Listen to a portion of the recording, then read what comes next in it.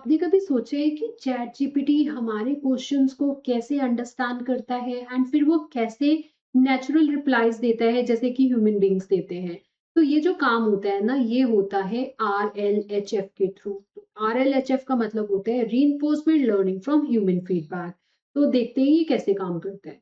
तो हमें पता है कि एलएलएम्स को बहुत सारे टेक्स्ट डेटा पे ट्रेन किया जाता है ताकि वो लैंग्वेज पैटर्न्स लर्न कर सके, right. But even after the training, इतनी सारी ट्रेनिंग के बाद भी ना मॉडल जो है उसे ये नहीं पता होता कि करेक्ट आंसर कौन सा है और सही आंसर कौन सा नहीं है। तो यहाँ पे ना ह्यूमंस को यूज किया जाता है। ह्यूमन रिव्यूअर्स जो होते हैं ना, वो आते हैं रोल में। वो क्या करते हैं कि जो आंसर्स जनरेट होते हैं एलएलएम से, उनको वो रैंक करते हैं किस बेसिस पे कि कितने वो एक्यूरेट है, यूजफुल है, नेचुरल है।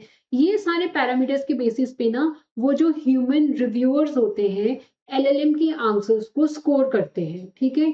तो ये जो रेटिंग्स होती हैं, फिर इन रेटिंग्स के बेसिस पे एक और मॉडल बनाया जाता है जिसको हम बोलते हैं रिवॉर्ड मॉडल।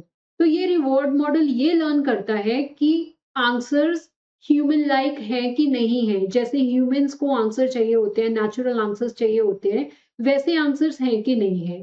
तो रीइंफोर्समेंट लर्निंग को यूज करके फिर ये जो रिवॉर्ड मॉडल होता है ना, ये हमारे मेन एआई मॉडल को, हमारे एलएलएम को सिखाता है कि बेटर आंसर्स कैसे जनरेट करने हैं। एंड बेटर आंसर का सिंपल मतलब यहाँ पे ये है कि ह्यूमन लाइक आंसर कैसे जनरेट करने हैं, नेचुरल आंसर्स कैसे जनरेट करने हैं।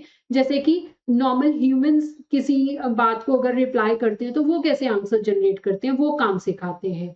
तो जब हमारा एलएलएम रिवॉर्ड मॉडल की हेल्प से ये काम सीख लेता है, तो हमारा एलएलएम ज्यादा पोलाइट हो जाता है, एक्यूरेट हो जाता है, और फिर वो बायस्ड रिस्पॉन्सेज भी नहीं देता है। तो इस तरह से RLHF कॉन्सेप्ट की हेल्प से हमारे जो एलएलएम्स होते हैं वो ज्यादा बेटर ह्यूमन लाइक रिस्पॉन्सेज को जनरेट करते हैं।